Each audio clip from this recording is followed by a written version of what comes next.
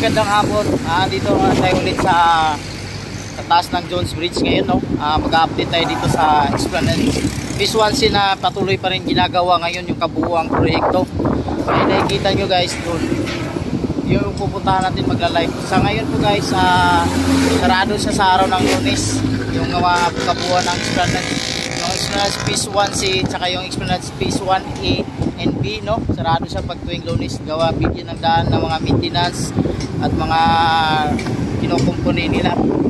Ayun, pupuntahan natin doon guys. Kung malapit na ba matapos yung kabuuan ng Phase 1C, no? Guys, nakikita niyo yan. Yan po yung kabuuan Phase 1C, Esplanade Phase 1C.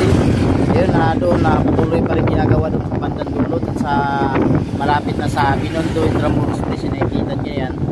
Yan, may gumagawa pa rin ngayon. Ayan, isusun natin para makikita. Ayan, mamaya guys, pupuntahan natin ang malapitan doon hanggang ilang porsyento na pa matatapos yung proyekto na yan o ang kabuuan ng Phase 1C. Guys, diba?